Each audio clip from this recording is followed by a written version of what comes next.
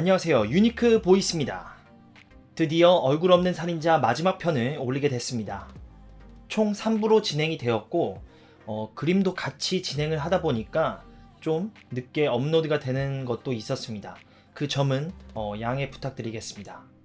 3부만 보시면 좀 앞의 내용이 이해가 안 될 수도 있기 때문에 1부와 2부도 먼저 시청을 해보시고 그 다음에 3부를 시청하는 것을 권장합니다. 1부, 2부, 3부로 나뉘어서 영상을 올렸지만 추후에는 한꺼번에 합친 영상으로 또 올리도록 하겠습니다. 오늘도 시청해주시는 분들 정말 감사합니다.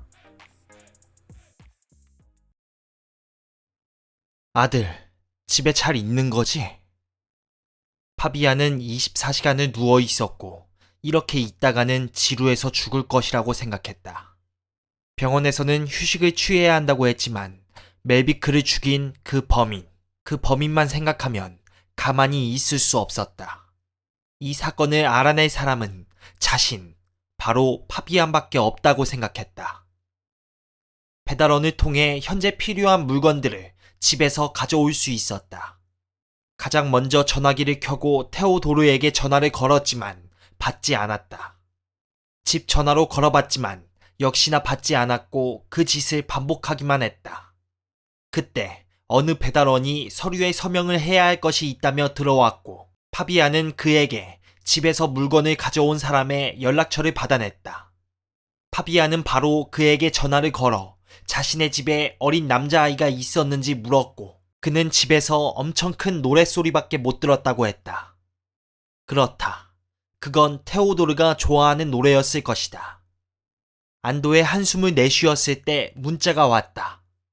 테오도르였다. 테오도르가 무사히 집에 있다는 것을 확인한 뒤 그는 마음이 차분해졌다. 투베손과 그의 동료들은 밤낮 없이 일을 하여 극심한 수면 부족 상태였다. 큰 진전이 없이는 집에 돌아가지 않겠다고 결심했다. 그들은 피자를 먹으며 조금이나마 원기를 회복하고 있었다. 잉엘라 플로케드한테서는 뭐 좀 알아냈나? 몰란데르가 침묵을 깨뜨리며 물었다. 투베소는 잉엘라가 진짜 의사도 아닌 사람에게서 수술을 받은 것이라는 내용을 전달받았다고 했다. 말도 안 되는 방법으로 잉엘라의 자궁을 드러내버린 것이다. 몰란데르는 이 모든 것이 동일범의 소행이라고 생각했다. 허나 파비아는 지금까지의 패턴과 다른 것이 이상하다고 생각했었다. 그리고 투베손과 릴리아는 도저히 이 상황이 어떤 상황인지 알 수 없었다. 바로 그때 클리판이 회의실에서 나오더니 모두들 들어와 달라고 했다. 클리판은 회의실 전체에 프레드 리크스탈 학교에 있는 낙서들 사진을 붙여놓았다. 이 많은 양의 낙서 사진을 다 같이 분석해보자라는 의미로 모두를 불러들인 것이다. 모두들 집중해서 단서가 될 만한 사진을 찾기 시작했고 그중 범인이 어릴 적 적은 것 같은 내용들도 보이기 시작했다. 아무도 나를 못 봐. 아무도 내 말을 듣지 않아. 심지어 아무도 나를 괴롭히지도 않아. I am. 이 내용을 보던 몰란데르가 찾았어! 하고 소리쳤다. 범인의 동기. 그렇다. 마치 자기 자신이 존재하지 않은 듯한 느낌을 받았던 것이다. 아무도 자신을 신경 쓰지 않았던 것이 이 범행의 동기였던 것으로 보였다. 그들은 이반 학생들 가운데 한 명이 범인이라는 사실을 확신할 정도로 큰 진전을 이루었다. 그때 한 번도 보지 못한 남자가 들어왔다. 모두들 의아해하고 있을 때 근무조인 경찰 경비원 둘이 달려들어와 남자를 붙잡았다. 그 남자는 울부짖으며 아내가 실종돼서 찾아왔다고 말했고 투베소는 경비원에게 놓아주라고 말했다. 그는 엘사 할린의 남편이었다. 엘사 할린의 결혼 전 성은 파블린, 즉 그녀 또한 이반 학생이었던 것이었고 남편은 아내가 실종되자 혹시 이 사건과 연관된 건 아닌가 싶어 찾아온 것이었다. 투베소는 직감적으로 느꼈다. 이미 늦었음을. 두냐는 자신이 옳은 일을 했다는 생각이 들다가도 곧바로 바보 같은 일을 했다는 생각이 들었다. 한참 생각을 하고 나서야 비로소 옳은 일을 한 것이라고 마음을 정할 수 있었다.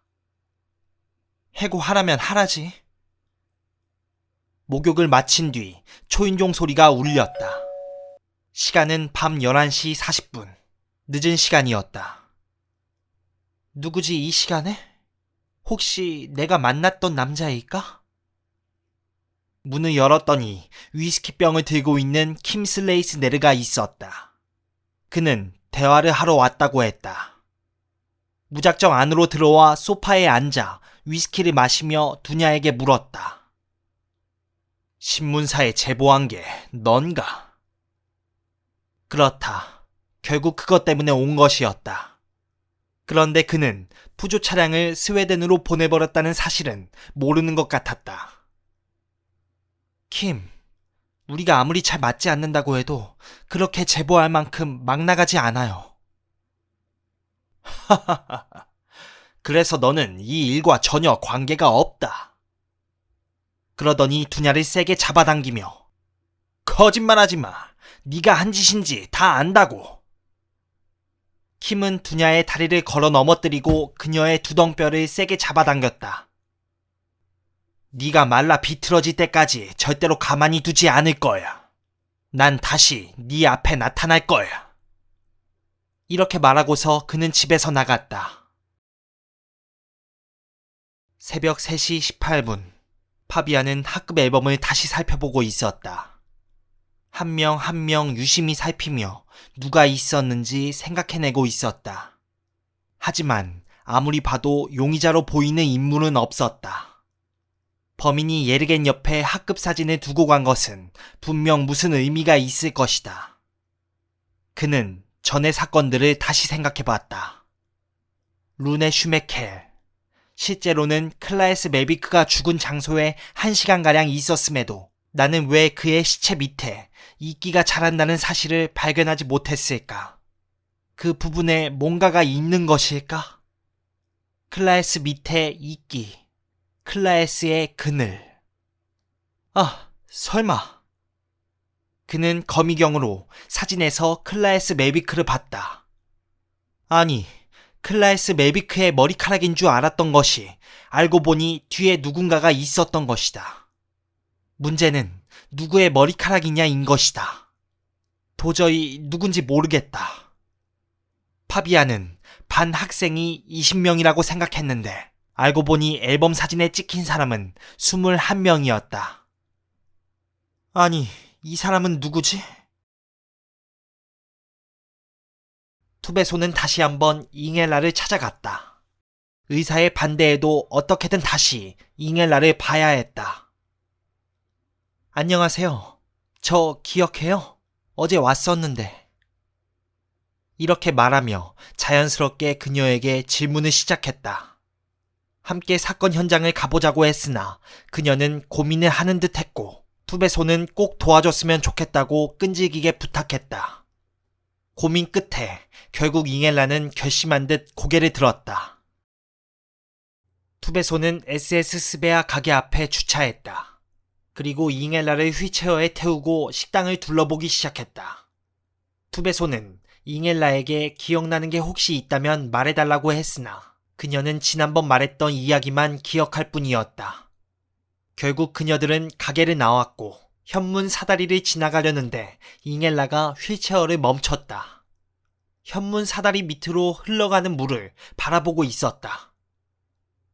물에 빠질 것만 같아서 두 손으로 난간을 붙잡았어요. 그리고요. 파란색 차였어요. 누군가 다가와 저를 도와줬는데 얼마 지나지 않아 그 사람이 무서워졌어요. 어째서요? 그 사람이 절 꽉 잡고 차 안으로 밀어 넣었어요. 그러나 그건 외에는 아무것도 생각이 나지 않는 듯 했다. 투베소는 클리판이 보내준 세트 코르에덴 사진을 보여주며 이 사람이냐고 물었으나 얼굴을 못 봤는데 어떻게 아냐고 대답했다. 결국 큰 성과 없이 이동해야만 했다. 두냐 호우고르는 몸 아랫부분이 묵직하게 아팠다. 모욕을 받은 느낌이 들었고 수치심이 마음속을 파고들었다. 신고를 하거나 가족에게 알릴까도 생각했지만 그 모든 생각을 지워버렸다. 적절한 때를 기다리는 것이 최선이라고 생각했기 때문이다. 두냐는 마음을 가다듬고 태블릿 PC를 켰는데 슬레이스 네르의 얼굴이 바로 보였다. 킴 슬레이스 네르, 마침내 입을 열다. 그는 자신의 잘못을 인정했고 사과했다. 사임할 것이냐는 질문에 그는 이렇게 말했다. 조금 쉴 필요도 있을 것 같습니다. 저뿐만이 아니라 가족도 힘든 상황이니까요. 우리 가족이 세간의 관심에서 벗어나 서로를 돌볼 시간이 필요하다는 사실을 존중해 주시기 바랍니다. 두냐는 토할 것만 같았다. 릴리아와 클리파는 서둘러 도서관으로 향했다. 릴리아는 책 냄새를 맡으니 어린 시절이 생각이 났다.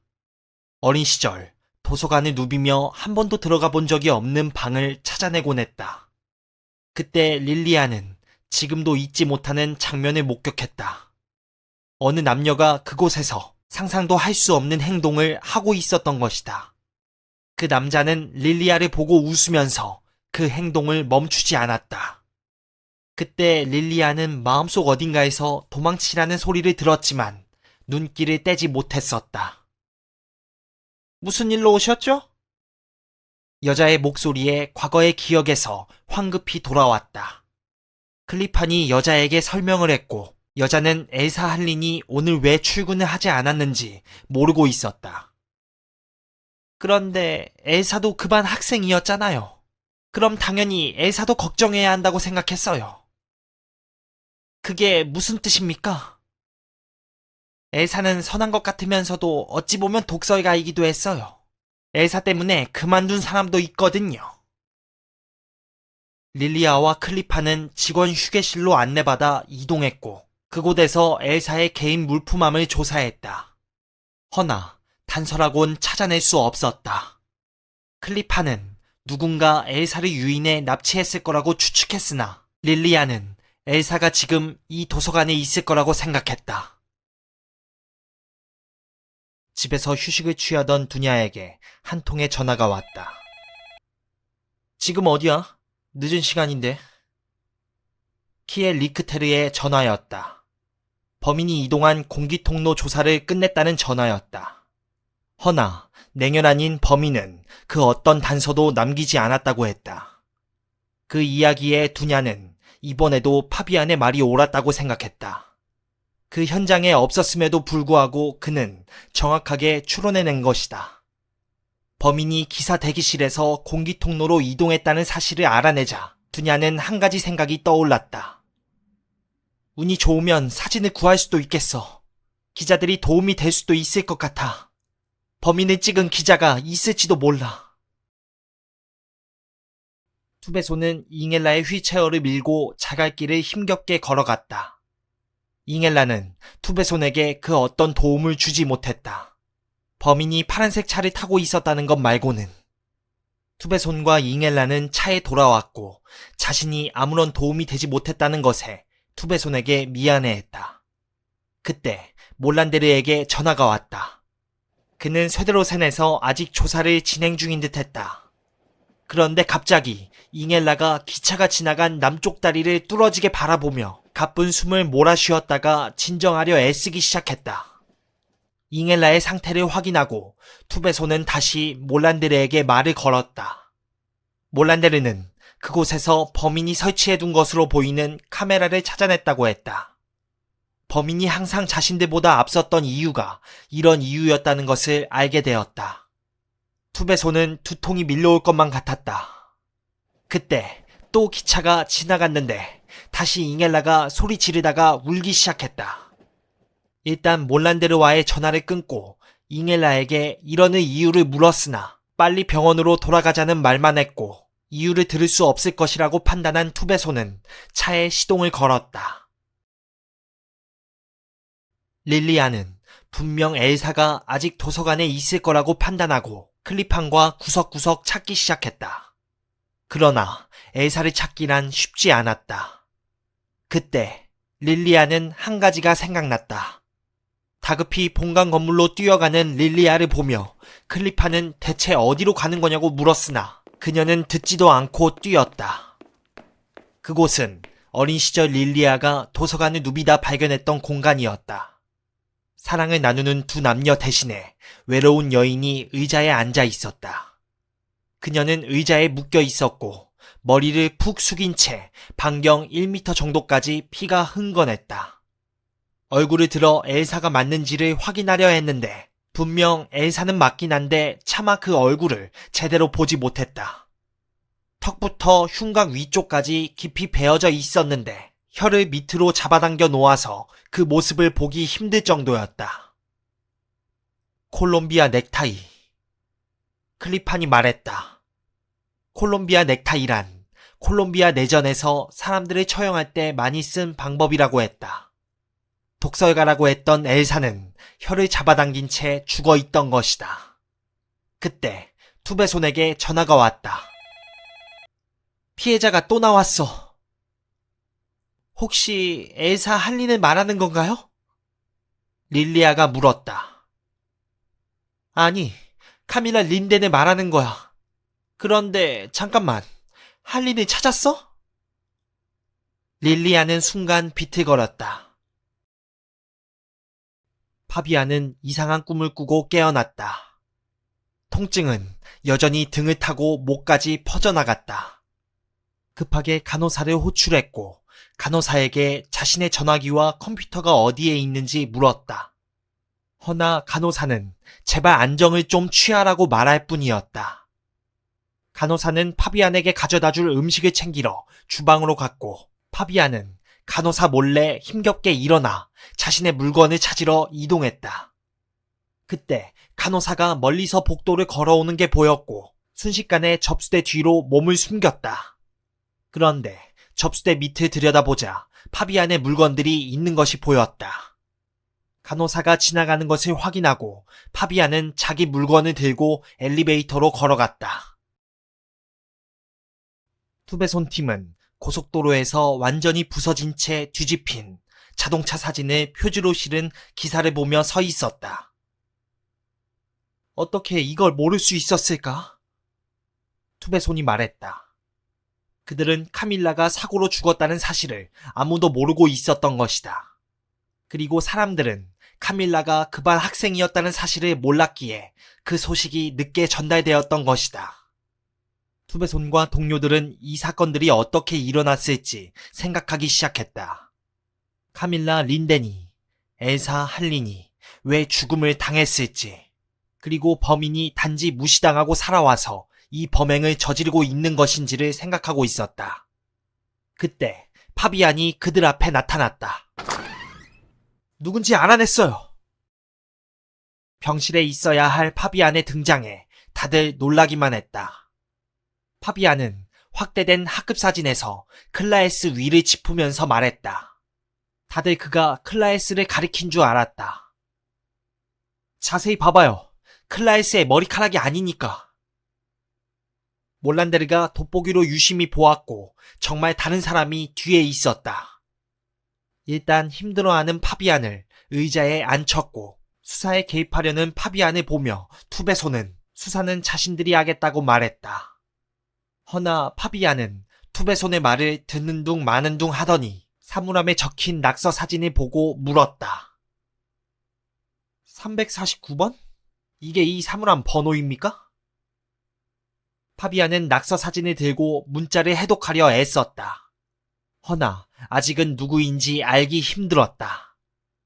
파비안은 일단 사건을 팀원들에게 맡기고 무거운 몸을 이끌고서 회의실을 나왔다. 테오도르가 집에 혼자 있기 때문에 서둘러 가봐야만 했다. 투베손이 릴리아와 클리파는 반 사람들에게 연락해서 사진 속 범인이 누구인지 알아보라고 지시했고 몰란데르에게는 린덴의 차 사고를 조사해보라고 지시했다. 그때 투베손의 전화가 울렸다. 투베손입니다. 네? 자살이라니 지금 무슨 말을 하는 거예요? 릴리아와 클리판이 투베손을 쳐다봤다. 무슨 말인지 잘 모르겠어요. 뭐라고요? 지금 당신 어디에요? 두냐는 범죄수사반으로 가고 있었다. 컴퓨터를 켜고 신문사들에게 요청했던 사진들을 살폈다. 당시 기자 대기실에서 찍은 사진들을 모두 보내달라고 했던 것이다. 그렇게 1시간 반 뒤 드디어 범인으로 보이는 사진을 찾아냈다. 두냐는 이 남자의 것이라는 확신이 들었다. 슬레이스네를 모르게 이 사진을 스웨덴에 넘겨야 한다고 그녀는 생각했다. 우선 덴마크 경찰국장 헬리크 함멜스텐에게 전화를 걸어 만나달라는 요청을 해두었다. 그때 뒤에서 여기 있었군 하며 슬레이스네르가 서 있었다. 그는 두냐에게 자기 방에서 잠시 이야기를 하자고 했다. 일단 어젯밤 일을 사과하지. 갑자기 이 사람 왜 이러는 걸까? 어젯밤 내가 한 일을 보고하지 않는다면 나도 자네가 명령을 어기고 서류를 위조한 걸 보고하지 않겠어. 이 사람은 두냐가 서류를 위조한 걸 알고 있었던 것이다. 그러면서 과거는 모두 잊고 두냐에게 자유롭게 수사를 할 수 있도록 해주겠다고 했다. 두냐는 슬레이스네르의 행동이 꺼림칙했지만 일단 받아들이고 고개를 끄덕였다. 그리고 두냐가 국장을 만나기로 했다는 사실을 알았던 슬레이스네르는 그 자리에 함께 가자고 제안했고 두냐는 그 말에 동의했다. 그녀는 움직이기도 힘든 몸을 이끌고 목발을 짚고 계단을 오르고 있었다. 그녀에게 고등학교는 인생에서 최고의 시절이었다. 상위권 성적을 내고 가장 인기가 많았던 학생이었다. 변호사가 꿈이었던 그녀는 법률학교에 들어갈 수 있었고 정말 행복한 학창시절을 보냈다. 허나 그 행복은 2년 반 뒤에 끝났다. 당시 민법을 강의하던 강사가 술을 한잔 하자고 했고 만취가 되었던 그녀는 그 강사에게 성폭행을 당했다. 탑 꼭대기에 도착한 그녀는 부드러운 산들바람으로 땀을 식혔다. 그리고 경이로운 경치를 감상했다. 그러면서 또다시 과거를 회상했다. 예르겐과 글렌이 클라에스를 난간에서 던져버리겠다고 위협했고 모두들 그 모습을 모른 척했다. 그렇지만 그녀만큼은 그들에게 그만두라고 소리쳤다. 어차피 내려갈 거야. 그들은 이렇게 말하며 웃을 뿐이었다. 그때 그곳엔 카밀라와 엘사가 있었는데 카밀라는 마치 즐기듯 그 모습을 보고 있었고 엘사는 입을 함부로 놀렸다. 담임이었던 모니카 또한 관심을 두지 않았다. 그녀는 난간에 올라섰다. 사실 투베손의 차에 앉아 있을 때 기억이 돌아왔다.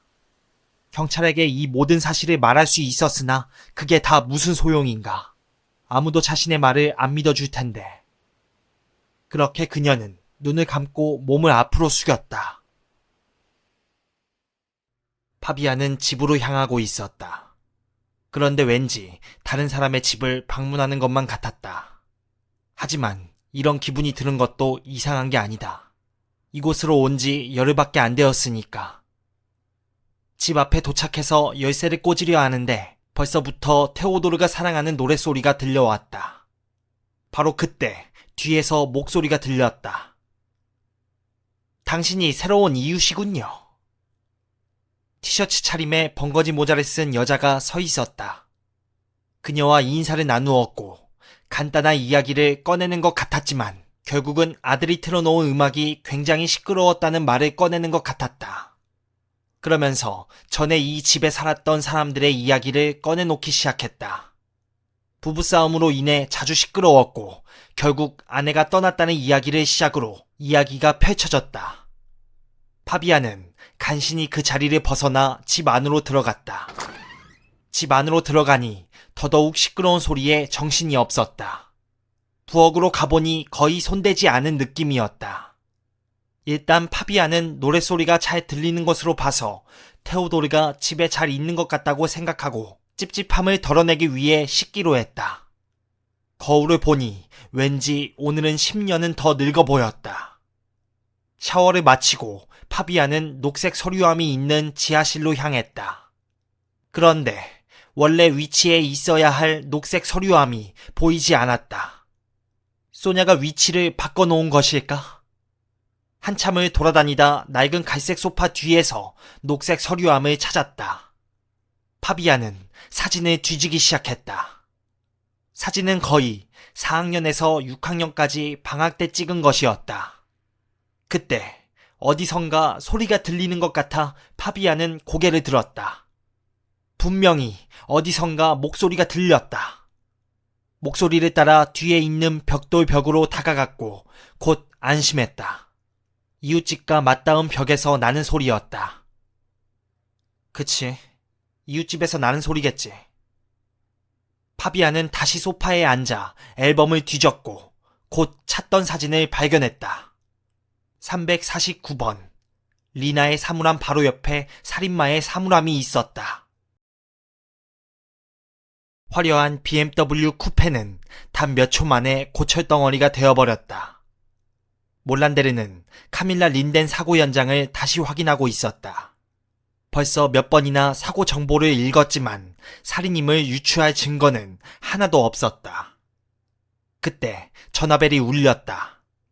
릴리아의 전화였고 몰란데르는 현장에서 아무것도 못 찾아냈다고 이야기했다.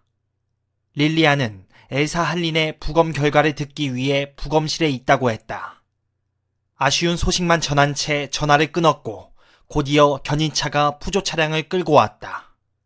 그 푸조 차량은 두냐가 몰란데르에게 직접 보낸 것이다.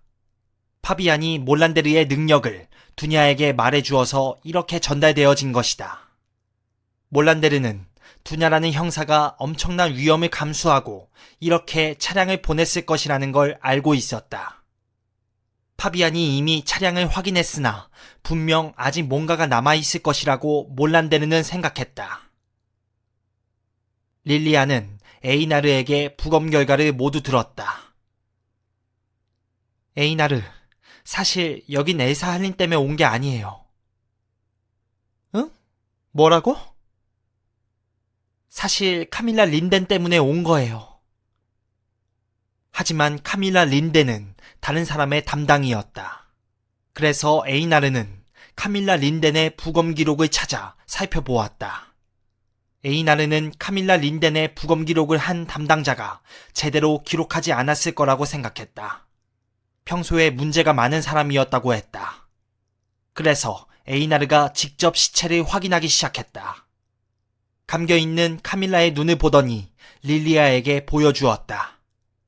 눈꺼풀을 들어 올려 보니 카밀라의 두 눈은 누군가가 담뱃불로 지진 것처럼 보였다. 두냐는 슬레이스 네르와 국장 헬리크 함메르스텐을 만났다. 가장 먼저 두냐가 입을 열었다. 슬레이스 네르의 사생활이 수사반 전체에 영향을 미쳐 수사를 진행하는 데 차질을 빚고 있다고 했다. 이어 슬레이스 네르가 말을 했다. 자신의 모든 행동을 인정하고 이제는 자신에게 일밖에 남지 않았다고 했다. 안타깝지만 저로서는 두냐를 거의 신뢰할 수 없다는 말씀을 드려야겠군요. 어째서 그런가?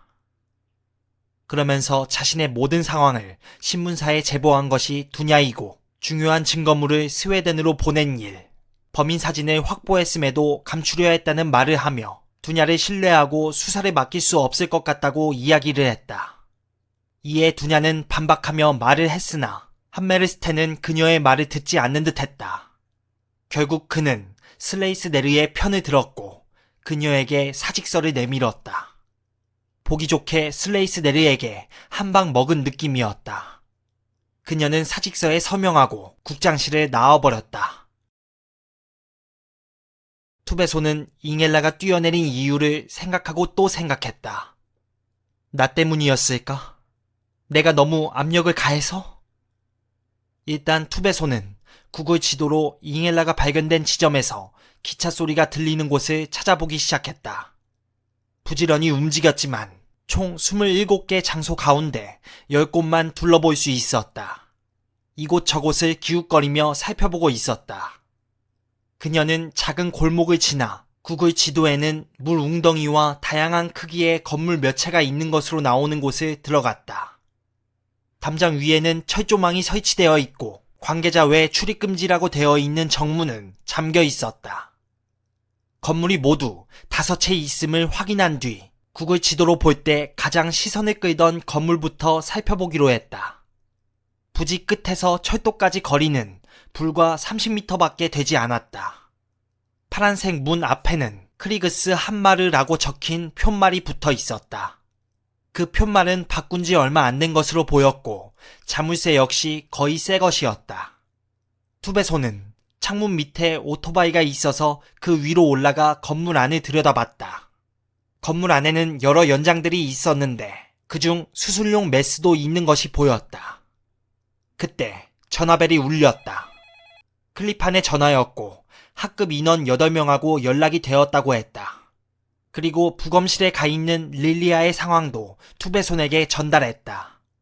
클리판의 특기인 말을 길게 하는 습관 때문에 투배손은 슬슬 짜증이 몰려왔다. 클리판, 길게 들을 시간이 없어요. 부검실에서 새로 알게 된 사실이 뭐예요? 눈이요. 카밀라 린덴의 눈이 불타버렸대요. 카밀라 린덴은 클라에스가 폭행을 당할 때 옆에서 지켜봤던 사람이다. 그래서 눈을 그렇게? 그런데 범인은 달리는 차에서 어떻게 눈을 그렇게 만들 수 있었던 걸까? 클리판은 이어서 카밀라 린덴의 아이들을 유치원이 끝났을 때 전남편이라는 사람이 데리고 갔다는 말도 전달했다. 허나 그 전남편은 현재 연락이 되지 않는 상황이라고 했다. 그렇게 클리판과 전화를 하는 도중 어딘지도 모를 곳에서 엄청난 굉음이 투배손의 귀를 강타했다. 침묵이 다시 찾아왔고 투배손은 다시 말을 했지만 전화는 끊겨 있었다. 파비아는 리나 폴손 집 근처에 차를 세우고 전화를 걸었지만 연결이 되지 않았다. 어쩔 수 없이 파비아는 초인종을 눌렀고 어느 한 남자가 문을 열었는데 문을 연 뒤 금세 사라졌다. 그 남자는 부동산 중개업자였고 파비안 외에도 다른 사람들도 와 있었다. 리나는 집을 팔려는 것이었다. 이해했다. 나 같아도 그럴 것이다. 이런 곳에서 벗어나고 싶었겠지. 파비안은 중개업자를 불렀고 리나의 행방을 물어보려 했으나 그는 파비안이 단지 집을 보러 온 사람으로 착각했다. 파비안은 계속 말했지만 그는 말귀를 못 알아먹고 다른 고객에게 이동했다. 답답했던 파비안은 회방을 놓기 시작했고 짜증이 났던 중개업자는 파비안에게 종이 한 장을 건넸다. 몰란데르는 자신이 생각하기에 오늘이 가장 최악의 날이라고 생각했다. 차 2개를 조사하는데 그 어떤 단서도 찾지 못하고 있었기 때문이다. 릴리아는 카밀라 린덴이 눈이 타서 사고가 났을 가능성도 있다고 했지만 어떻게 그렇게 된 건지 방법을 찾지 못하고 있었다. 그리고 푸조 차량 또한 파비안이 조사한 GPS 말고는 다른 단서는 보이지 않았다. 이제 차에서 단 한 곳만을 남겨둔 상태이다. 그곳은 그 어떤 멍청이도 단서를 남겨둘 만한 곳은 아니다. 그때 투배손이 왔고 투배손은 몰란데르에게 오늘 조사한 곳에 대해 말하기 시작했다. 잉엘라가 범인에게 당한 장소를 찾은 것 같다고 했다. 현재 이 현장에서 큰 단서를 찾지 못한 몰란데르는 마지막으로 한 곳만 확인하고 투배손이 말한 장소로 가보겠다고 했다. 몰란데르는 다시 조사를 시작했다. 그런데 이게 무슨 일인가? 지문이 나오기 시작했다. 범인은 똑똑한 듯 했지만 이런 사소한 부분에서 흔적을 남기고 만 것이다. 신중하게 지문 하나하나를 채취했다. 베테랑인 몰란데르가 보기에 지문은 2사람의 것으로 보였다. 그렇게 지문을 모두 채취한 뒤 릴리아에게 메일을 보냈다. 범죄 기록 지문 보관소에 있는 지문과 일치하는 게 있는지 확인해달라고 했다. 파비안은 빠른 속도로 고속도로를 달리기 시작했다. 부동산 중개업자는 자신의 일을 방해할 것 같은 파비안에게 그냥 리나의 번호를 넘겨주었던 것이다. 그 번호는 다행히도 연결이 되었다. 파비안은 리나에게 번호를 바꾼 이유를 물었는데 밤낮 없이 괴롭히는 기자들 때문이었다고 했다. 아무튼 그렇게 리나에게 찾아가도 된다는 동의를 받고 리나의 주소로 향하게 된 것이다. 혹시 지금 리나의 함정에 내가 스스로 빠지는 건 아닐까 하는 생각도 잠시 들었으나 클라이스 뒤에 있던 그 남자가 범인일 것이라고 확신했다. 그런데 또다시 생각해보면 그 사진은 조작된 것일 수도 있다. 복잡하다. 그렇게 생각을 하다 보니 금세 리나의 집에 도착했다. 리나의 집은 화려한 경치를 자랑하는 고가의 아파트 같았다. 왔구나. 야, 경치가 너무 좋다. 예전부터 이곳에 살고 싶었어. 하지만 예르게니 외도크라 지역에서 벗어나기 싫어해서 올 수 없긴 했지만 말이야. 리나는 지금 너무 좋게 지내고 있다고 했다.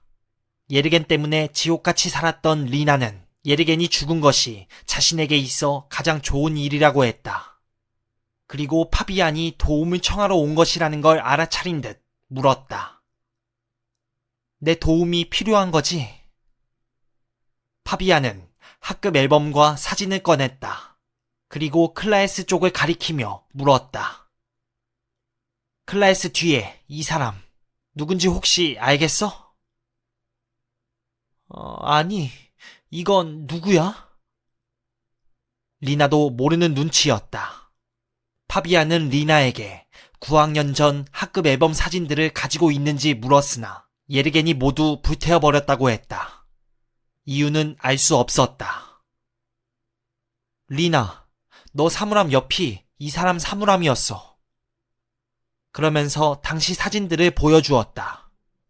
어린 시절이었지만 살인자의 옆 사물함이 자신의 사물함이었다는 말에 리나는 소름이 돋은 듯했다. 하지만 역시나 그가 누군지 모르는 것 같았다. 큰 기대를 하고 온 건 아니지만 그래도 아무것도 알아내지 못한 것에 아쉽기만 했다. 사진들을 보며 리나가 학창시절 이야기를 회상하던 중 범인이 클라에스 옆에 앉은 것 같다는 이야기를 꺼냈다. 클라에스 옆자리는 아무도 앉으려 하지 않았으니까. 맞아. 그의 이름 생각나는 것 같아. 토리니 쇠메달 아니야?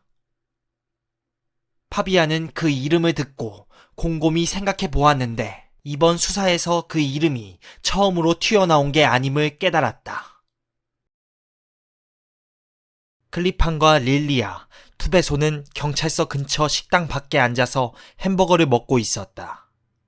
클리판은 카밀라의 아이들에 대한 연락을 받은 뒤 입을 뗐다. 카밀라의 아이들은 아빠랑 있다고 하네요. 정말 다행이에요. 그게 다행이기는 한데 문제가 있어요. 아이들을 유치원에서 데려간 사람이 아이들 아빠가 아니에요. 예? 그러니까 정리 좀 해봐요. 지금은 아빠랑 있는데 유치원에서 데려간 건 아빠가 아니라는 거죠? 클리파는 아이들의 아빠가 유치원에 간 적이 한 번 정도여서 범인이 아빠 행세를 할 수 있었다고 말했다. 그런데 이상한 건 범인이 아이들을 다시 아빠에게 데려다 줬다는 것이었다. 모두들 범인의 행동이 이상하다고 생각했다. 유치원에서 아이들을 아빠가 데려갔다는 말을 듣고 카밀라는 전 남편에게 가던 것 같아요. 그럼 범인은 유치원에서부터 카밀라를 따라갔겠군요. 그럼 어떻게 카밀라에게 그렇게... 일단 그것보다 범인을 잡는 데 집중하죠. 현재까지 그 반 사람들과 연락된 사람은 총 12명. 파비안을 빼고 단 한 명만 연락이 안 된 상태였다. 현재 해외에 나가 있는 세트 코르에덴이라는 남자였다.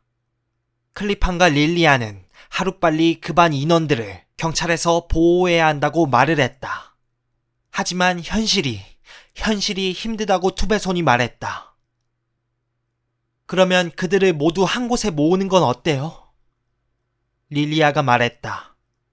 그때 클리판이 맞다! 하고 소리쳤다. 왜 거길 생각 못했을까요? 이제 그 사람들이 함께 있는 게 좋다는 걸 설득하기만 하면 돼요. 거기가 어딘데요, 클리판? 거기는 말이죠. 파비아는 재빨리 길을 건넜다. 마침내 터널 끝에서 빛이 보이기 시작했다는 느낌이 들었다. 리나 덕분에 살인자의 이름을 알아냈고 빨리 동료들에게 알리고 싶었다. 파비안이 다시 집에 도착했을 때 집안은 조용했다. 테오도르가 사랑하는 노랫소리도 들리지 않았다. 큰 소리로 테오도르를 불렀으나 아무런 대답이 없었다. 테오도르에게 문자를 보내니 답장이 왔고 파비안은 안심한 뒤 자기 일을 하기 시작했다. 컴퓨터를 켜서 토리니 쇠메달을 검색했다. 그 이름은 헬싱보리에 단 한 사람뿐이었고 구글창에 검색했을 땐 예상보다 많은 검색 결과가 나왔다. 쇠메달 엔지니어링 AB라는 회사를 설립한 대표였던 것이다. 그런데 검색 결과 중 흥미를 끄는 기사가 보였다. 과거 루네 슈메켈이 환자의 방광에 플라스틱 클립을 남겨둔 사고가 있었는데 그 환자가 바로 토리니 쇠메달이었던 것이다. 이 사건 때문에 클라에스를 주요 피해자로 선택한 것일까? 그때 2층에서 시끄러운 음악 소리가 다시 시작되었다. 파비아는 하던 일을 멈추고 2층으로 올라갔다.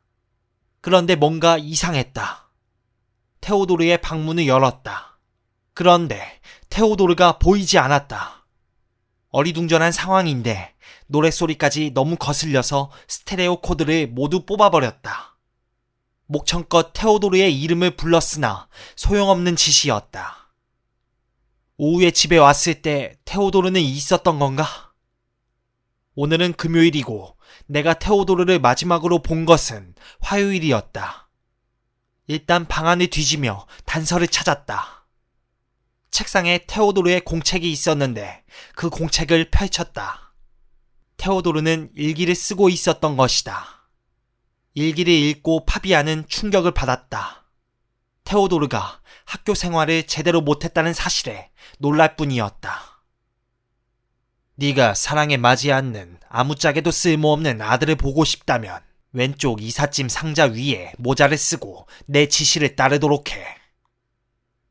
공책 뒷부분에 적힌 내용이었다. 파비아는 숨을 쉴 수가 없었다. 살인마가 내 아들 방에. 살인마는 그동안 반 사람들만 표적으로 삼았었지 아이들까지는 건드리지 않았었는데 뭔가 패턴이 바뀌었다. 진정한 다음 일단 테오도르에게 자연스러운 문자를 보냈다. 허나 이번에는 전과 다른 문자가 왔다. 시도는 좋았어. 하지만 내 충고를 따르는 게 좋을 거야. 선택의 여지가 없다고 생각한 파비아는 모자를 찾았다. 그 모자에는 카메라가 설치되어 있었고 파비아는 그 모자를 썼다. 그리고서 살인마에게 문자가 하나 더 왔는데 의문의 링크 주소였다. 그 주소로 들어가니 화면에 테오도르가 손이 묶인 채 좁은 공간에 누워있는 모습이 보였다. 너가 무슨 말을 해도 여긴 들리지 않아. 이곳은 점점 산소가 사라지고 있지. 과연 언제쯤 다 사라질까? 아들을 살리고 싶으면 내 말대로 하도록 해. 일단 아무도 모르게 경찰서로 가. 지금 당장. 두냐는 TV에서 뉴스를 보고 있었다. 킴 슬레이스네르에 대한 내용이었는데 입장을 제대로 밝히지 않는 것에 대한 이야기를 다루고 있었다. 두냐가 아는 킴을 생각하면 그다지 놀랄 일도 아니다. 더 이상 그가 보기 싫어 TV를 끄고 건전지까지 뺐다. 두냐는 킴이 기자회견에서 어떻게 할지 짐작이 되었다. 범인의 사진을 보여주며 어떻게든 이 사건은 덴마크 경찰이 처리하겠다며 호언장담을 할 것이다. 사직서의 잉크가 마르기도 전에 모든 물품을 반납하고 내쳐진 두냐이지만 이대로 가만히 지켜보고만 있을 수는 없었다. 그녀는 우선 파비안에게 전화를 걸었다. 이른 시간임에도 불구하고 파비안은 연락이 되지 않았고 대신 지금 스웨덴으로 갈 테니 만나자라는 메시지를 남겼다. 두냐는 컴퓨터를 켜고 이메일을 열려고 했다. 그런데 이 나쁜 놈이 벌써 자기의 계정을 막아버린 것이다. 할 수 없지. 라고 생각하고 있을 때 한 사람이 떠올랐다. 네, 래닝입니다. 나 두냐인데 혹시 내 패스워드 바꿨어? 그만뒀다고 들었어. 너가 나가자마자 킴이 와서 두냐의 메일 패스워드를 바꾸라고 했어. 이런 나쁜 자식. 래닝에게 부탁을 해보았으나 그의 입장도 난처해질 거라는 생각도 들었다. 하지만 킴이 두냐의 하드드라이브를 가져오라고 했는데 내가 백업해 두었지. 오, 고마워. 나에게 바로 보내주면 좋겠어. 그렇게 두냐는 파일들을 USB에 저장하고 범인의 사진을 인쇄했다. 그리고 바로 뇌레포르트 역을 향해 출발했다. 감옥이라고요? 클리판의 말을 들은 투베손이 따라서 말을 했다. 클리판의 의견에 자신이 어떤 생각을 하는지 쉽게 결정할 수 없었다.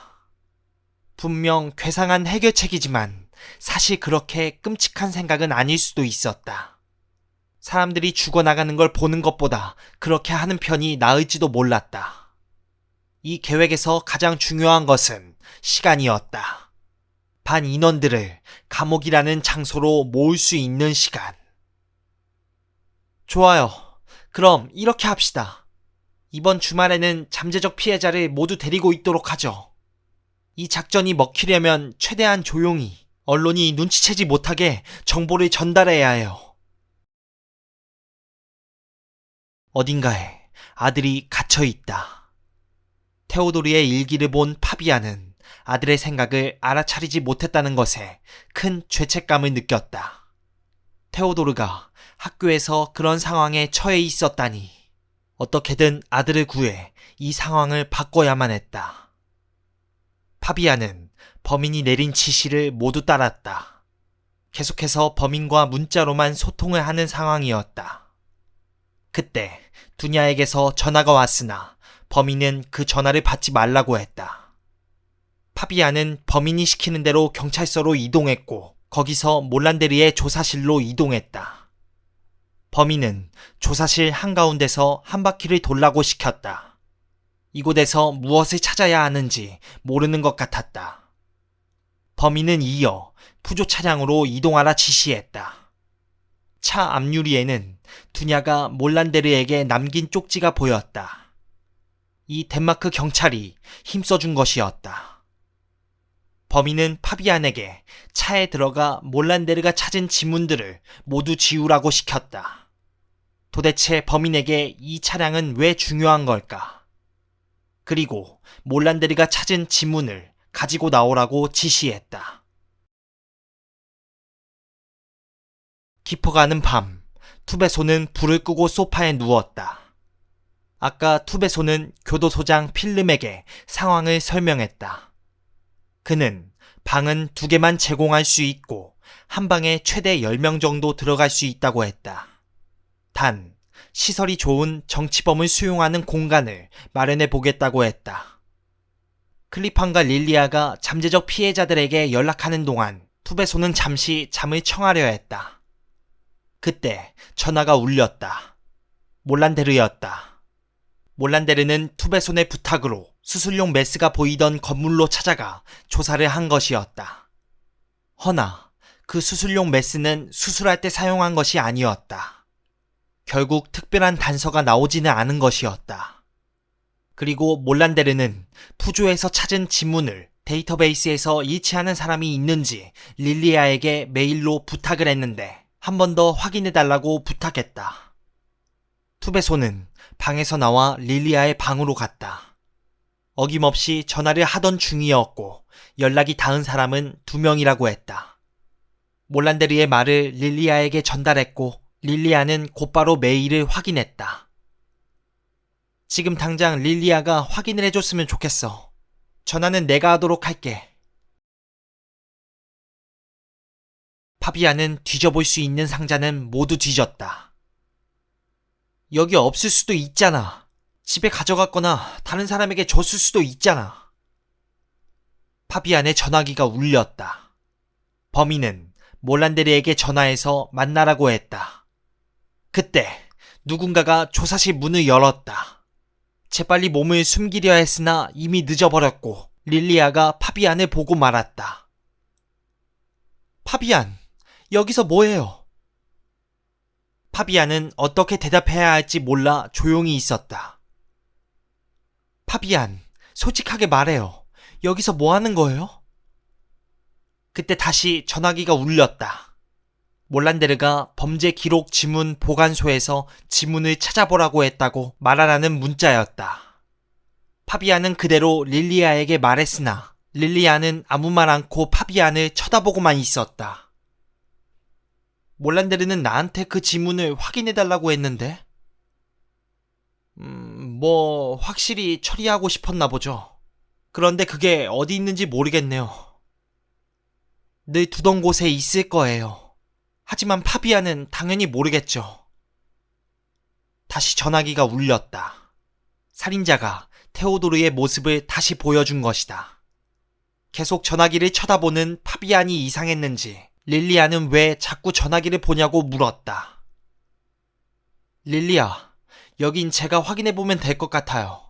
지금 충분히 바쁠 텐데 다른 일을 하시면 될 것 같아요. 파비안, 내가 당신한테 그 일을 맡기지 않으리라는 건 잘 알잖아요. 그게 무슨 말이에요? 왜냐하면 몰란데르는 당신한테 연락한 적이 없으니까요. 당신에게 부탁을 했다면 지문이 있는 위치도 알았어야겠죠. 안 그래요? 파비안은 재킷주머니에서 권총을 꺼내 릴리아를 기절시키려 했으나 그녀는 의외의 강한 힘으로 저항했고 그렇게 엎치락 뒤치락 하다가 결국 정확한 부위를 가격당해 릴리아가 기절을 했다.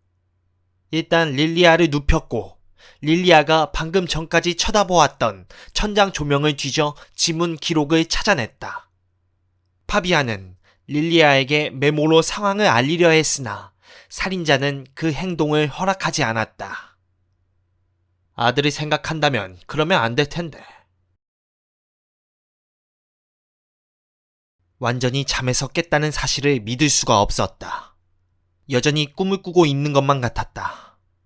일어나 앉으려 했으나 머리를 세게 부딪혔다. 피가 흐르고 있었고 손, 발이 묶여 있었다. 분명 일기를 쓰고 있었는데 그때 옆눈으로 뭐가 보였고 창문 위에 그림자의 그림자처럼 희미한 뭔가가 움직이는 모습이 보였다. 고개를 들자 누군가 방 안으로 들어오는 모습이 보였다. 처음엔 아빠라고 생각했다. 하지만 아빠라고 하기엔 옷차림이 아니었다. 그 남자는 뒤에서 얼굴을 천으로 눌렀고 그 후 지금의 상태가 되어버린 것이다. 지금은 그저 희미하게 보이는 것만이 알 수 있는 게 전부였다. 누군가 불을 켜고 끄고 벽 너머 멀리서 낮은 목소리로 중얼거리는 소리도 들려왔다. 이는 힘껏 소리치고 벽을 쳤지만 아무런 반응도 없었다. 산채로 땅에 묻히면 이런 기분일까? 마치 10km를 줄곧 뛰어온 사람처럼 숨을 가쁘게 쉬고 있다는 사실을 깨달은 뒤에야 내가 천천히 질식해 간다는 것을 알았다. 나는 저절로 두 손을 깍지 끼고 기도를 하기 시작했다. 환한 불빛 때문에 눈을 뜰 수밖에 없었다. 눈을 뜸과 동시에 관자놀이에 통증이 밀려왔다. 동료에게 맞고 쓰러지다니. 스톡홀름에서의 사건을 알게 된 이후 파비안을 고운 시선으로 보지 못하고 있었다. 허나 그가 범인이라고 생각하지는 않고 있었다. 파비안에게 연락을 걸었으나 역시나 받지 않았다. 스테판, 체포하는 게 아니에요. 단지 여러분들을 보호하려는 겁니다. 투베손과 클리파는 잠재적 피해자들에게 연락을 하고 있었다. 그들은 살인자에게서 있을 위험에 우리가 보호하려는 마음을 알아주지 않고 답답하게 굴었다. 그때 릴리아가 힘겹게 들어오고 있었다. 릴리아, 무슨 일이야? 왜 그래? 몰란데르 조사실에서 파비안을 만났어요. 상황을 모두 전달했고 그 이야기를 들은 클리파는 의심이 들기 시작했다. 설마. 투베소는 이유가 있을 것이라고 말했다. 그러나 릴리아는 마치 그동안 계속 생각을 해왔던 것처럼 파비안이 범인일 수도 있다라는 주장을 펼치기 시작했다. 그동안 모든 사건들이 파비안을 기점으로 일어나곤 했던 점들이 의심스러웠던 것이다. 파비안이 자꾸 핸드폰을 보더라고요. 이유는 알 수 없었어요. 그렇다면 범인에게 무슨 연락을 받아 자기 의지대로 행동하지 못하던 상황일 수도 있죠. 릴리아와 클리파는 그 말에 일리가 있다고 생각했다. 지금 이 상황으로 볼 때 몰란데르가 찾아낸 범인 지문이 지문 기록 보관소에 있는 기록들 중 잃지 않은 인물이 있다는 거네요. 그리고 범인이 그렇게 부주의했다는 건 다른 곳에도 실수로 지문을 남겼을 수도 있다는 것도요. 릴리아는 이 말이 옳다고 생각했다. 그리고 범인이 지문을 최소한 남겼을 만한 곳이 떠올랐고 그녀는 그곳이 어딘지 알았다. 파비안은 시동을 끄고 주차를 했다. 토리니 쇠메달이 사는 24번지가 있는 곳이었다. 파비안은 배터리 핑계를 대며 모자를 뒷좌석 바닥에 집어 던졌다. 그리고서 재빨리 조수석 보관함에 있는 탄창을 꺼냈다. 파비안은 무기를 들고 다니는 걸 좋아하지 않았다. 지난 겨울 마지막으로 총을 쏴야 하는 상황이 있었다. 하지만 그는 총을 쏘지 않았다. 지금도 자신이 왜 총을 쏘지 못했는지 설명할 수 없었다. 그래서 동료 2명이 죽었고 그 비난은 파비안이 모두 받았다. 그때 동료들의 비명이 아직도 파비안을 따라다녔다. 이번에도 실패해서는 안 된다. 파비안은 차에서 나와 길을 걷기 시작했다. 범인은 파비안에게 시간이 없다며 재촉했고 드디어 쇠메달이 사는 24번지에 도착했다. 그의 집은 담장과 높은 산울타리 때문에 그 누구도 집안을 들여다보는 것은 불가능했다. 파비안이 뒤로 돌아 범인의 집 모퉁이에 도착했을 때 릴리아에게 전화가 왔다. 릴리아가 정신을 차렸다는 뜻이다. 즉, 모두가 아까 상황을 알게 되었을 것이다. 우선 전화를 뒤로 한 채 범인의 집안 거실을 들여다보았다. 그때 소리가 들렸다. 느낌이 싸늘했다. 뒤로 몰래 숨어드는 게 유행인가? 새롭구만. 드디어 나와 많은 사람들을 지독하게 괴롭혔던 녀석이 어둠 속에 서 있던 것이다. 내 아들 어디 있어? 난 그저 내 아들을 돌려받으면 돼. 파비안은 그의 그림자를 향해 총을 겨누었고 녀석도 역시 총을 겨누었다. 지금 시간을 끌 때가 아닌 것 같은데 순순히 총을 나에게 넘기시지. 파비안은 주저했다. 파비안은 일단 그를 따라 부엌으로 갔고 서로 마주 앉았다.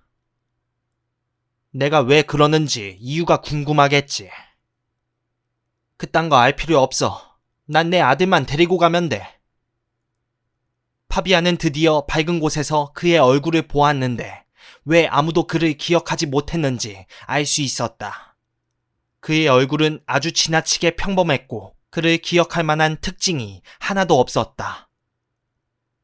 자, 여기 네가 원하던 지문 가지고 왔어. 이제 우리 아이를 풀어줘. 지문을 꺼냈으나 그는 쳐다보지도 않았다. 그는 조용히 커피를 따르며 태블릿 PC를 파비안에게 내밀었다. 넌 너무 늦게 도착했어. 잘 버텼으나 결국 이렇게 되었지. 테오도르의 가슴은 더 이상 움직이지 않았다.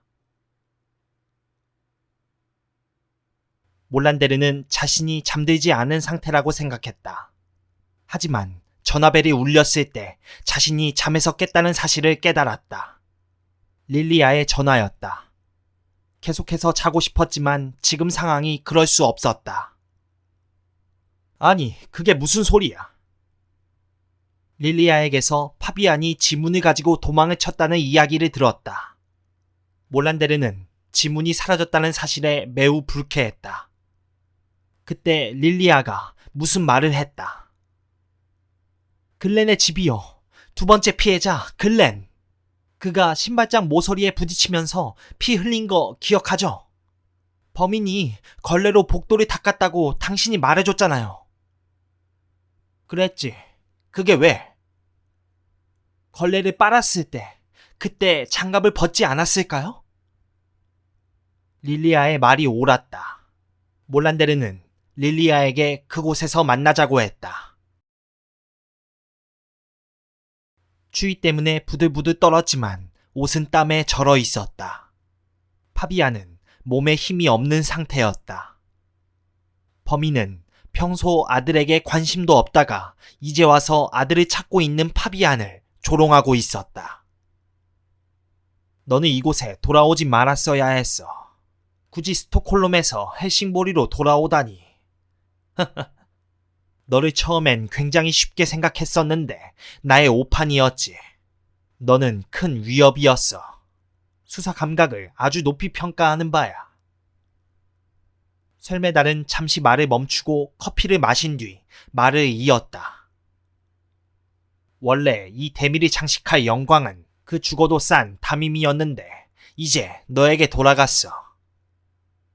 그때 더 이상 참지 못한 파비아는 식탁을 엎고 쇠메달을 공격했다. 떨어뜨린 총을 줍는 순간 경련이 일었고 불에 타는 통증이 배부터 온몸까지 퍼져나갔다. 이런 문명인이 이러면 안 되지. 전자총으로 파비안을 떨쳐냈고 냉장고에서 주사기를 꺼냈다. 그리고 파비안의 경동맥을 찾아냈다. 처음으로 몰란데르보다 현장에 먼저 도착했다. 잠시 의자를 뒤로 젖히고 빗방울 소리를 들으며 잠을 청했다. 그렇게 몇 분이 지났을까? 누군가 문을 두드리는 소리에 깼고 그 사람은 몰란데르였다.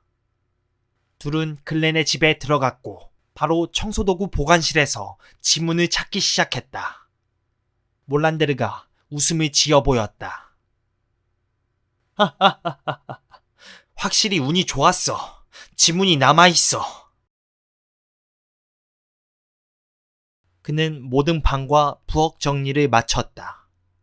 이제 작별 인사만이 남았다. 집을 나와 배수구에 차키를 떨어뜨리고 비가 오는 거리를 뚫고 차가 있는 곳으로 걷기 시작했다. 자신이 나온 중등학교를 지나며 이런 생각을 했다. 어떻게 나보다 낮은 점수를 받은 클라에스가 장학금을 탈 수 있었을까? 그 생각을 하면 지금도 화가 났다. 어린 시절 클라에스가 힘든 학교 생활을 보냈단 이유로 특혜를 준 듯했다. 그때부터였을까? 난 클라에스를 싫어하기 시작했다. 장학금 수여식이 있던 날 비로소 결심했다.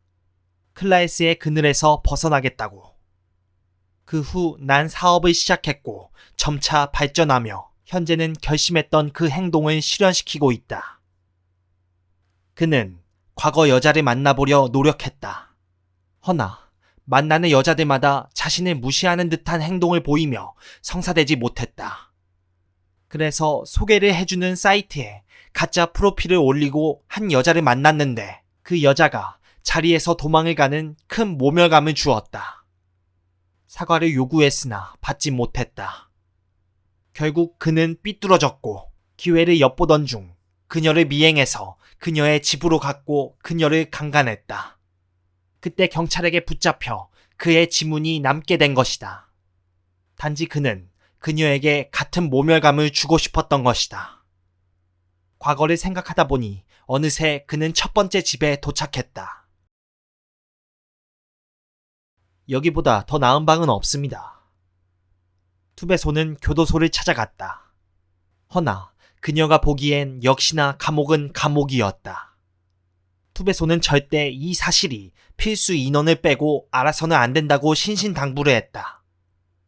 그때 클리판에게서 반 사람들을 찾아가 동의를 구했고 이제 이동하려고 한다고 전화가 왔다. 투베손 또한 세트 코르에덴이라는 인물을 제외하고 모두에게 연락을 돌렸다. 세트 코르에덴이라는 사람은 해외에 나가 있었는데 지금껏 연락이 안 되는 사람이었다. 허나 일정을 모두 조사했고 곧 집으로 돌아올 것이라는 걸 알아냈다. 투베소는 그곳 상황을 살핀 후 출구를 향해 걸어갔다. 파비아는 눈을 떴지만 자신도 곧 반 친구들과 같이 죽을 것이라고 생각했다. 허나 그보다 테오도르 생각에 더욱 고통스러웠다. 몸을 움직여 보려 했으나 곧 자신이 오래된 치과 의자에 묶여 있다는 것을 알게 되었다. 팔 다리는 묶여 있고 얼굴은 마치 정면만을 바라볼 수 있게 고정되어 있었다. 움직이려 할 때마다 관자놀이에 통증이 밀려왔다. 그가 볼 수 있는 것이라곤 앞 벽에 걸려있는 어두운 화면뿐이었다. 그때 윙 하는 소리와 함께 얼굴이 살짝 움직이는 것 같았다. 그와 동시에 화면에 토리니 쇠메달의 어린 시절 사진이 나왔다. 어째서 그가 있다는 사실을 몰랐을까? 그때 다시 윙 소리와 함께 얼굴이 오른쪽으로 틀어졌다. 파비아는 지금 자기가 어떤 상황에 처해 있는지 알게 되었다. 릴리아는 몰란데르가 지문을 검색해 대조하는 작업을 지켜보고 있었다. 단 몇 분, 아니 몇 시간이 걸릴 수도 있는 작업이다. 몰란데르는 자동 검색을 켜둔 상태로 누워 잠을 청하려고 했고 릴리아는 금방이라도 매칭이 될 수 있다는 희망을 가지고 뚫어져라 모니터를 쳐다보고 있었다. 그는 새벽이 돼서야 집에 도착했다. 전화가 매섭게 울려댔지만 그는 받지 않았다. 모르는 번호는 질색이니까. 그는 여행 기간 동안 자란 콧수염을 깎고 샤워를 했다. 전화는 아마 시에르스틴이 했을 것이다. 그 여자는 몇 년 전부터 이런 행동을 하기 시작했다. 지금은 그저 조용히 나를 쉴 수 있게 해주기를 바랬다. 그는 순례를 하는 도중에 휴대전화를 산 계곡에서 던져버렸다. 조용히 순례자의 길을 걷고 싶었던 것이다. 샤워를 마치고 거실에서 쉬고 있을 때 현관문에서 소리가 들려왔다. 전화기라면 꺼둘 수 있으나 현관문의 경우는 달랐다. 어쩔 수 없이 문을 열었는데 낯선 남자가 우산을 쓰고 앞에 서 있었다. 숨을 쉬어봤지만 공기가 들어온다는 느낌은 없었다. 아니 어쩌면 숨을 쉬는 것이 아닐 수도 있었다. 벽 너머에서 둔탁한 소리가 들려왔다. 멀리서 문이 열리고 닫히는 소리가 들렸고 누군가 고함치는 소리가 들렸다. 내가 살아있는 것이라면 저 소리를 정말 내가 들은 것이다. 있는 힘껏 다리를 들어 문을 친 것 같은데 힘없는 소리가 들렸다. 정말로 죽고 싶지 않았다. 그때 마침내 희미한 빛을 봤다. 그 남자의 얼굴이 화면을 가득 메웠다. 릴리아가 보고 있는 이 남자는 정말 특색 없는 얼굴을 하고 있었다. 도저히 그 많은 사람들을 잔인하게 죽인 사람의 얼굴로 보이지 않았다. 뭐야, 컴퓨터가 찾아낸 건가? 몰란데르가 잠에서 일어나며 말했다. 토리니 쇠메달, 어디서 들어본 이름 같은데. 투베소는 레나 올손이 뒷좌석에 타는 걸 도와주며 전화를 받고 있었다. 그 사람이 확실해요? 네, 전화번호부에 같은 이름은 이 사람뿐이에요. 프렌시의 모탈라가탄 24번지에 살아요. 지금 몰란데르하고 같이 가는 중이에요. 투베소는 위험하다고 판단해서 지원 요청을 하고 기다리라고 했다. 하지만 시간이 없다고 판단한 릴리아는 그렇게 할 수 없다고 했다.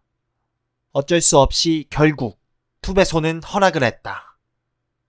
전화를 끊고 투베소는 레나 올손과 스테판 문테를 태우고 마지막으로 리나 폴손을 태우러 출발했다. 이동 중에 코르에덴에게 마지막으로 연락해보자라는 생각으로 전화를 걸었다. 그런데 드디어 전화를 받았다. 코르에덴입니다. 투베소는 자신을 소개하고 코르에덴이 스페인에 가 있던 동안 헬싱보리에서 있었던 일들을 설명했다.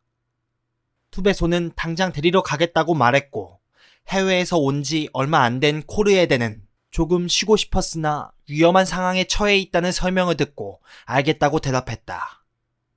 전화를 끊고 투베소는 차에 시동을 걸었다. 뒷좌석의 사람들은 시선을 회피하며 멍하니 창밖만 바라보고 있었다. 희미하게 윙 하는 소리가 들렸고 파비아는 다시 머리가 흔들리는 것을 느꼈다. 역시나 화면엔 살인자의 얼굴이 나오고 있었다. 그렇다. 이 녀석은 세상 사람들에게 이렇게 비춰지고 싶은 것이다.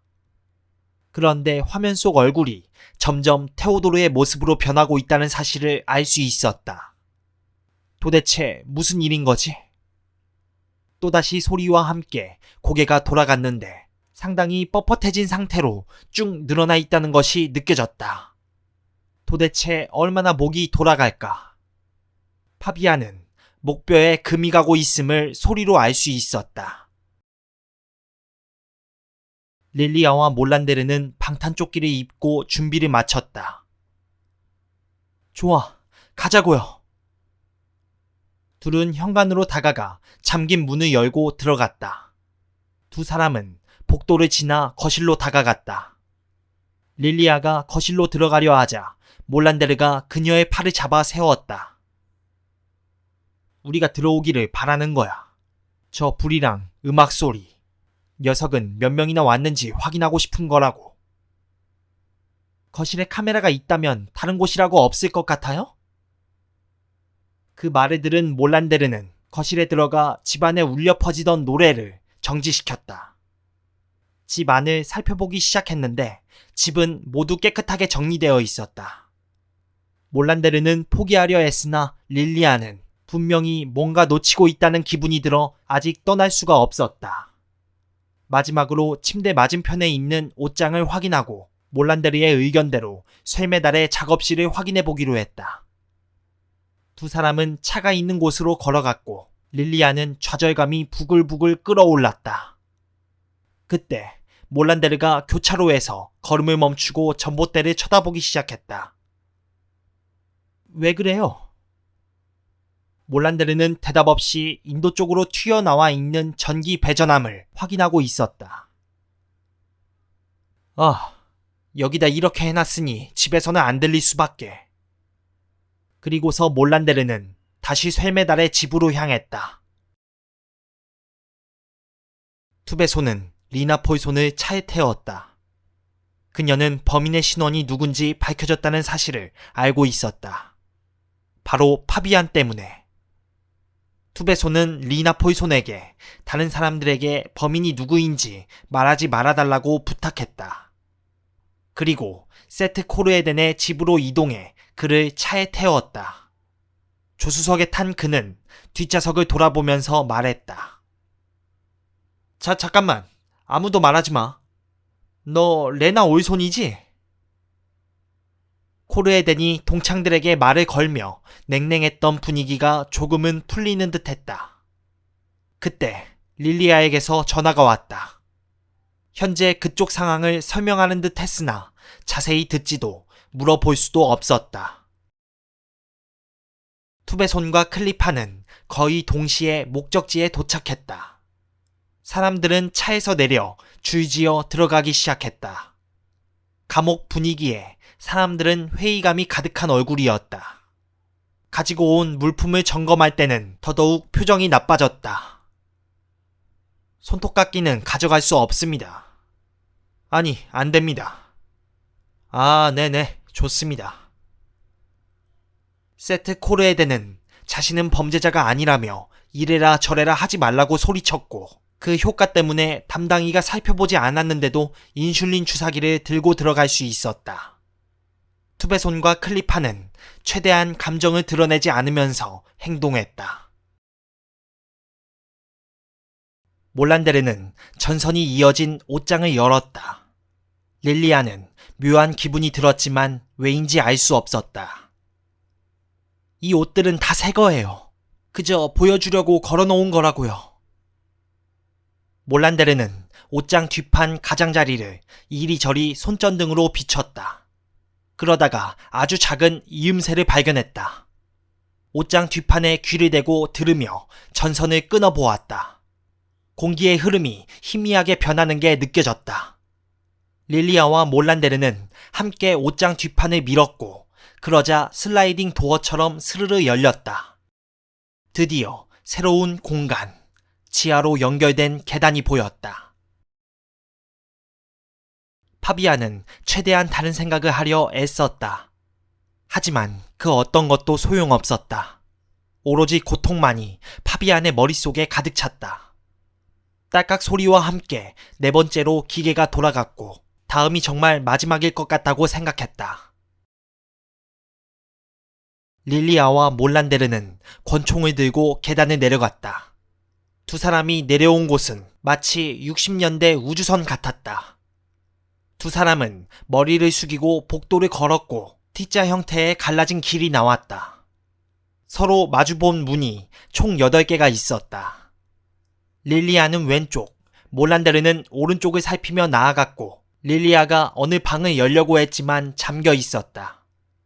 문을 3번 찼을 때야 문이 열렸고 그 안에는 옛날 치과에서 쓰던 것 같은 의자가 있었다. 그런데 거기에 파비안이 앉아 있었다. 급하게 맥박을 짚어보니 다행히도 살아있었다. 기계가 당장이라도 다시 돌아갈 것 같아서 릴리아는 힘으로 제어하려 했지만 맘처럼 되지 않았다. 그때 갑자기 모든 전구가 꺼지고 기계도 멈춘 듯 했다. 바로 몰란데르가 두꺼비 집을 찾은 것이다. 파비안, 파비안. 어디선가 들려오는 목소리. 눈을 떴을 때 릴리아가 보였다. 맞다, 테오도르를 구해야 해. 라고 생각하며 몸을 일으키려 했지만 릴리아가 일어나지 못하도록 그를 눌렀다. 응급실에 도착하기 전까지 가만히 있어요. 그리고 마침내 릴리아가 파비안의 이야기를 듣게 되었다. 병원에 와서 정신이 없는 파비안의 눈에는 갑자기 한 여자가 테오도르에게 입을 맞추고 있는 게 보였다. 덴마크어로 숫자를 세며 갈비뼈를 규칙적으로 누르는 게 보였다. 그제야 그 여자가 코펜하겐 경찰서에서 온 사람이라는 게 생각났다. 언제까지 계속하는 걸까? 파비안은 알 수 없었다. 감옥 안에서 손님들은 각자의 위치를 정하고 정리를 하기 시작했다. 다들 지쳐있기에 침대를 고르면 곧바로 잠이 들 거라고 생각했지만 잠들 생각은 않고 투베손에게 질문을 던지기 시작했다. 투베손은 그만 하고 소리치고 싶었으나 그럴 수가 없었다. 그때 클리판이 나서서 말했다. 이젠 충분히 아실 거라 생각합니다. 이 계획이 성공하기 전에는 아무도 이곳을 떠날 수가 없습니다. 허나 손님들은 그러거나 말거나 떠나면 어떻게 할 거냐고 말했다. 클리판 또한 그 말에 강하게 대응했다. 비밀을 위해 그들의 휴대전화를 수거하기 시작했다. 사람들은 아무 말도 하지 않았다. 충격을 받아서인지 피곤해서인지 알 수는 없었다. 그때 코르에덴이 정확하게는 알 수 없겠지만 대충 언제까지 있어야 하는지 생각을 말해달라고 했다. 전적으로 이렇게 하겠다 저렇게 하겠다는 약속은 할 수 없지만 최대한 빨리 해결할 겁니다. 만약 수사가 지지부진하다면 반드시 귀가 좋지 하겠습니다. 더 많은 질문이 나오기 전에 투베손은 출구를 향해 걸어갔다. 테오도르는 언제나 아름다웠다. 조산원에서도 아이가 태어나자 아름답다고 말했었다. 그런 테오도르가 지금 침대에 누워있다. 정말 천만다행으로 아들은 죽지 않았다. 두냐가 아니었다면 테오도르는 지금 이 세상에 없었겠지. 두냐는 파비안을 만나기 위해 파비안의 집을 찾아갔고 집을 둘러보던 중 지하실에서 나는 소리를 듣게 된 것이다. 파비안과 달리 두냐는 지하실에서 나는 소리가 이웃집 소리가 아닌 벽 너머에서 들려오는 소리임을 알았다. 파비아는 두냐에게 어떻게 은혜를 갚을 수 있을까? 테오도르의 손을 꼭 잡아주었다. 준비됐어요? 릴리아가 파비안을 쳐다보며 말했고 파비안은 고개를 끄덕였다. 한 반에서 6명이 죽었다는 사실만으로 스웨덴을 넘어 CNN에서 중요하게 다루는 10대 뉴스 안에 들었다. 그렇다면 나머지 9명이 추가로 죽으면 어떻게 될까? 그는 이제 목표에 도달하고 있었다. 그 9명은 그와 함께 한 방에 모여 있다.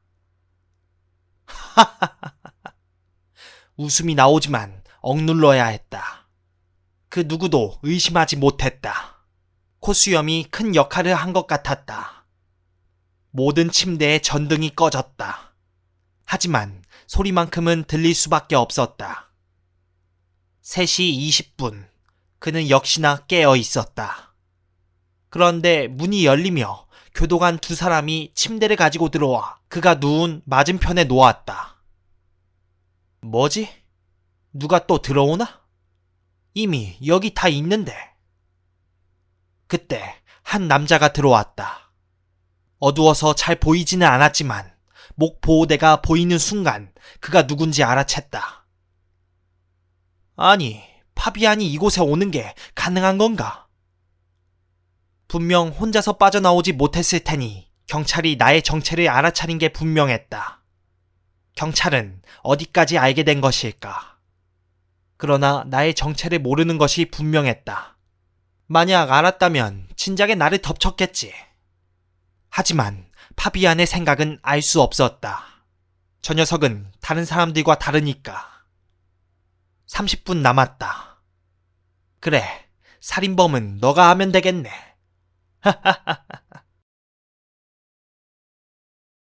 두냐는 현재 토리니 쇠메달의 얼굴이 나온 사진을 보여주었다. 이 사진과 차를 스웨덴으로 보내려다 해고를 당하다니. 당신이 없었다면 우린 결코... 정말 생각하기도 싫어요. 그리고 슬레이스 네르의 만행을 투베손 팀에게 말해주었다. 지금 당장 지명 수배자로 발표합시다. 투베손의 결정에 두냐는 10년 묵은 체증이 내려가는 것 같았다. 두냐는 이런 수사를 원했던 것이다. 저도 수사를 돕겠어요. 신문 배달을 하는 그녀는 코르에덴의 집에 신문 배달을 할 때 뿌듯함을 느꼈다. 오늘도 역시 그 집에 신문을 넣었으나 신문 보는 것을 좋아하는 그가 아무런 반응을 보이지 않았다. 무슨 일이지? 분명 집에 왔다는 걸 알고 있었다. 그냥 돌아갈까 생각했으나 이미 문 손잡이를 열어보고 있었다. 그녀는 여보세요 하고 말했으나 대답은 들리지 않았고 아무도 없다면 왜 난로가 피워져 있을까라는 생각을 했다. 거실로 이동하니 문 하나가 열려 있었다. 정말 이러면 안 되는 걸 알면서도 그녀는 문을 열어버렸다. 그런데 코르에덴이 손과 발이 묶인 채 죽어 있었다. 누군가 팔에 독을 주사한 게 분명했다.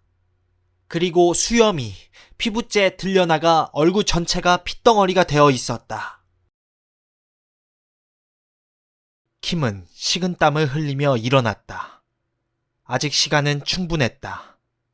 오늘 드디어 기자회견을 통해 내가 아닌 살인자에게 시선이 쏠리게 될 것이다. 그런데 뭔가 불안한 이 기분. 뭘까? 킴은 노트북을 켜고 새로 도착한 이메일이 있는지 살펴봤다. 총 3개의 메일이 와 있었는데 그중 도착한 지 얼마 안 된 가장 마지막에 온 메일을 확인했다. 이 메일에는 슬레이스 네르가 발표하려던 사진이 있었다. 정체를 밝히다. 스웨덴 경찰은 동창생 살인범 토리니 쇠메달의 사진을 공개했고 그 뒤를 바짝 추격하고 있다며 범인은 곧 잡힐 것이라고 전했다. 이미 정보가 새어나간 것이다. 분명 두냐, 그녀의 짓이다. 어쩔 수 없이 기자회견은 취소해야 했다. 이 상태면 자신의 위신은 땅으로 떨어질 테니까. 결국 두냐. 그녀가 이겼고 슬레이스네르가 쓰러지고 만 것이다. 세트 코르에덴이 죽은 채로 발견됐대. 지금 범인이 그 사람인 척 여기 들어와 있다는 거야. 투베손이 경비실에 연락을 한 상태였다. 조금은 두려웠지만 2명이란 사실에 조금은 안심이 되었다. 준비됐어?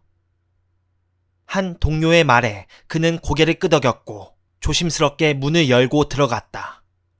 경비들은 살인자의 앞에 서서 그를 체포하려고 했다. 그런데 갑자기 왼쪽 무릎에 뭔가가 찔린 듯한 통증이 느껴졌다.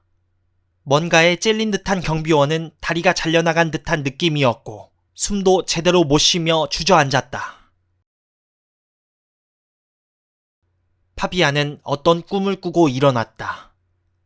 어떤 꿈인지는 모르겠지만 분명 꿈을 꿨다.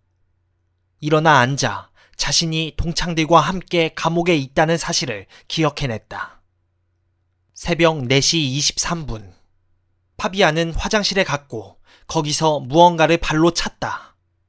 발에 닿은 물건이 무엇인지 알아보려고 더듬거리다가 그것이 경찰 제복에 달린 단추임을 알아차렸다. 파비아는 상황이 파악되었다. 자신이 왜 잠에서 갑자기 깬 것인지. 그는 욕조에 손을 넣었고 의심은 그 즉시 사실로 확인되었다. 경비원 2명, 싸늘한 시체로 죽어있던 것이다. 그렇다. 살인자는 지금 여기에 있다. 일단 침착하게 조용히 자기 침대로 돌아오며 다른 침대를 둘러봤다. 침대마다 사람이 다 있었다. 즉, 범인은 이곳에 아직 있다는 것이다. 파비아는 거울을 챙겨 동창들을 돌면서 생존 여부를 확인하기 시작했다. 거울에 입김이 서리면 살아있는 것이기 때문에. 그런데 자파르와 스테판을 확인했을 때 이미 죽어 있음을 알게 되었다. 아니, 이 모든 사람을 죽일 시간이 있었단 말이야? 파비아는 속으로 생각했다. 다음으로 코르에덴에게 거울을 가져다 댔는데 역시나 입김이 서리지 않았다. 그런데 뭔가 이상했다. 코르에덴의 수염이 삐뚤어져 있는 것이다. 아니, 이건 가짜 수염이었다. 화들짝 놀라 수염을 떨어뜨린 파비아는 그가 코르에덴이 아닌 니클라스라는 사실을 알게 되었다. 그때 뭔가가 파비안의 정강이를 찔렀고 침대 밑에서 나온 손이 그의 발목을 잡고 잡아당겼다. 정체를 알 수 없는 녀석이 파비안의 정강이에 있는 주사기를 다시 빼려고 했다. 파비안은 최대한 발버둥 쳤고 벗어나려고 있는 힘껏 기어갔다. 나만이 유일한 생존자인 건가? 그때 어디선가 날아온 무릎이 파비안의 가슴을 찍어내렸다. 갈비뼈가 부서지는 소리가 났고 엄청난 통증이 밀려왔다. 쇠메달이 크게 웃으며 파비안의 귀에 속삭였다. 이젠 끝이야. 파비안은 쇠메달이 주사기를 누르는 모습을 지켜볼 수밖에 없었다. 그런데 주사기를 누르던 쇠메달의 손이 갑자기 힘에 겨운 듯 파르르 떨렸다. 누군가 쇠메달의 목을 허리띠로 조르고 있던 것이다. 바로 레나, 세실리아, 아니카가 함께 힘을 모아 공격하던 것이었다. 하지만 그녀들의 힘이 다했는지 점점 쇠메달의 핏기가 돌아오기 시작했다. 바로 그때 파비안의 다리에 있던 주사기를 누군가 빼내어 쇠메달의 목에 꽂았다. 바로 리나였다. 살인자 쇠메달은 입 밖으로 혀를 내밀고 죽어버렸다. 마침내 모든 것이 끝났다. 그때 불이 켜지며 투베손 팀의 목소리가 들려왔다. 파비안은 기침을 할 때마다 피맛이 났고 마침내 모든 것이 조용해지고 어두워졌다. 파비안은 자신이 아직 살아있음을 느낄 수 있었다. 동창들이 그를 살린 것이다. 이 크나큰 재앙은 드디어 끝이 났다. 바로 옆에는 테오도르가 있었고 서로 마주쳤지만 아무 말도 하지 않았다. 앞으로 해야 할 말이 아주 많을 것이다. 테오도르가 손을 뻗었다. 그 손을 잡는 순간 파비안의 팔을 통해 따스함이 온몸으로 퍼져나갔다.